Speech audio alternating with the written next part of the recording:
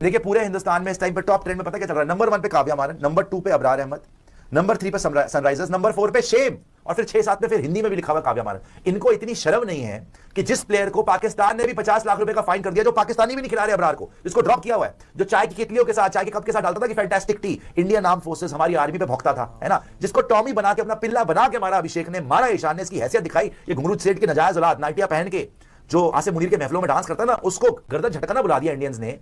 जिसको पाकिस्तानी 50 लाख का फाइन लगा रहे हैं, उसको ये ऑलमोस्ट 2.5 करोड़ रुपए दे रहे हैं और वेलकम कर रहे हैं कि वेलकम। प्रेशर की वजह से अपना डिसीजन चेंज करती है और अबरार को रिलीज करती है। तो जिस तरह से मुस्तफीज को रिलीज करने के बाद बांग्लादेश ने बहुत ज्यादा एक्शन लिया था, तो क्या पाकिस्तान भी इसके ऊपर कोई एक्शन लेगा 2027 के वर्ल्ड कप के लिए? मोहसिन साहब, पहले आप बताइए। पाकिस्तान के एक्शन पे क्या बांग्लादेश भी कोई एक्शन लेगा? जिस तरह बांग्लादेश के एक्शन पे पाकिस्तान ने एक उसको रेसिप्रोकेट किया था, तो इसी तरह क्या वो बांग्लादेश भी लेगा? पाकिस्तानी प्लेयर्स 2008 के बाद बैन क्यों है जानते हैं? क्योंकि इंडिया पाकिस्तान रिलेशन सिंपल नहीं है, लेकिन उसके बावजूद भी सनराइजर्स ग्रुप ने एक पाकिस्तानी प्लेयर को द 100 में साइन किया है।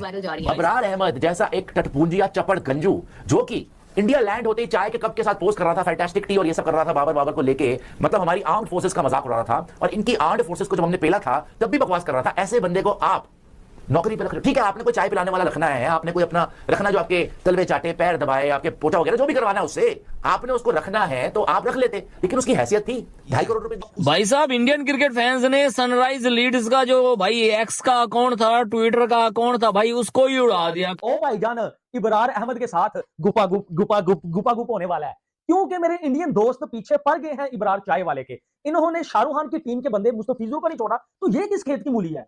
ये फिर से एक ऐसी चीज वो दोबारा क्रिएट हो गई है, जिस तरह पहले थी ना कि मुस्तफिजुर रहमान था जी, और अब वो जो मुस्तफिजुर रहमान वाला केस एग्जैक्टली सेम रेप्लिका हो रहा है, ये जो अभी आपने किया। कि अगर अब जो सोचने वाली बात ये होगी कि क्या इब्रार को आगे जिस तरह मुस्तफीज के खिलाफ एक पब्लिक ओपिनियन आया और उसको वहां से रिलीज कर दिया गया, तो क्या इब्रार के साथ भी 2 करोड़ 34 लाख रुपए उसके बाप ने देखे कभी? 2 करोड़ 34 लाख रुपए इंडियन, वो तो मेरे ख्याल में बेहोश होगा, मरना क्या होगा भैया, दिल का दौरा ना पड़ गया होगा उसको, इतना पैसा देखे, इतना पैसा भी होता है यार, ये क्या हो गया?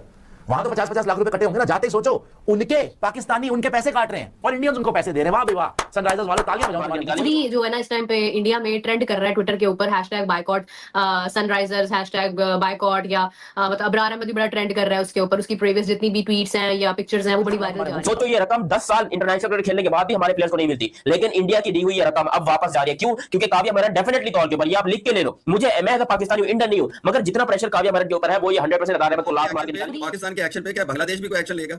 जिस तरह बांग्लादेश के एक्शन पे पाकिस्तान ने एक उसको रेसिप्रोकेट किया था, तो इसी तरह क्या वो बांग्लादेश भी लेगा? आपको याद होगा जिस दिन ये सारे मामला चल रहे थे, तो मैंने वहां पे एक बात बार बार की थी कि ये अब एक इशू हो ही गया है, वो अनफॉर्चुनेट है, फॉर्चुनेट है, अच्छा बुरा, रिगार्डलेस कि आप उसको, आप दोनों गवर्नमेंट के अपने अपने मौकफ हैं या दोनों बोर्ड्स के अपने अपने मौकफ हैं। मैंने कहा था जिस वक्त ये लास्ट में एक व्हाई नॉट कि इसको वंस फॉर ऑल सेटल कर दिया जाए, एक रूल बना दिया जाए कि क्रिकेट को किसी भी पब्लिक ओपिनियन से, किसी भी गवर्नमेंट ओपिनियन से दूर रखा जाए, इसको गेम को गेम रहने दिया जाए। जिस वक्त ये मुस्तफीज का एक इशू हुआ, पाकिस्तान ने बाइकाट किया, बांग्लादेश का, इंडिया का, जिस वक्त ये कॉन्फ्लिक्ट हुआ था, तो व्हाई नॉट कि उस वक्त हम बार बार कह रहे थे यार इसको ये आज सेटल कर लें, आज एक मौका अच्छा या बुरा, लेकिन इसको एक मौके पर सेटल कर लें। ये मसला ही नहीं होना चाहिए कि आईसीसी का डिसीजन हो कि जी फलां जगह आपने खेलना है, जिस तरह फीफा करता है, फलां जगह आपने खेलना है, फलां के साथ खेलना है, ये आपके ड्रॉज हैं, यहाँ आपने खेलना है। और कोई प्लेयर अगर लीग को ले रही है कोई नहीं ले रही, तो ये लीग तक का इसमें पब्लिक ओपिनियन को नहीं होना चाहिए। अगर देखें ना पब्लिक ओपिनियन को उसमें ले आएंगे ना, तो अल्टीमेटली अब वही होगा, आज ये है कल कोई और किस्म का इशू निकल आएगा। लोगों ने एक बात ही शुरू करनी है ना, वो एक बंच ऑफ लोग शुरू करते हैं, उसको दूसरे लोग फॉलो करते हैं।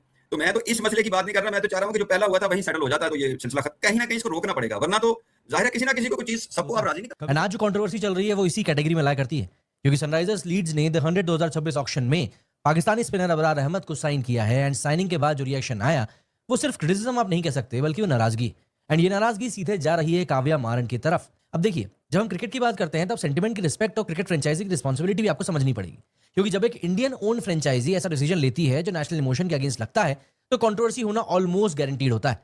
देखिए, द 100 2026 के ऑक्शन के बारे में बात करूं तो ये लंदन में हुआ, एंड सनराइजर्स लीड्स जो कि सन ग्रुप की ओनरशिप में है, उन्होंने यहाँ पर बिडिंग करी। एक्शन शुरू हुआ, अबरार अहमद का बेस प्राइस है 75,000 यूरोज, एंड उसके बाद बिडिंग वॉर स्टार्ट होता है। रिपोर्ट्स के मुताबिक काव्या मारन खुद टेबल पर बैठी थी एंड बिड बढ़ाती गई। 75,000 यूरोज से बिड शुरू हुई एंड 100K से लेकर 190K तक पहुंच गई। इंडियन करेंसी में रफली एस्टिमेट होता है 2.3 CR, एंड इस तरह से अबरार अहमद बन गया सनराइजर्स लीड्स का प्लेयर। अब इसको लेकर फैंस क्यों नाराज हैं? दरअसल इसमें प्रॉब्लम क्या है, कई लोग पूछ रहे हैं। प्रॉब्लम यह है कि अबरार अहमद सिर्फ एक पाकिस्तानी क्रिकेटर नहीं है, बल्कि सोशल मीडिया हिस्ट्री अगर हम चेक करें तो अबरार अहमद ने एक टाइम पर विंग कमांडर अभिनंदन वर्धमान को मॉक करते हुए टी का मीम शेयर किया था।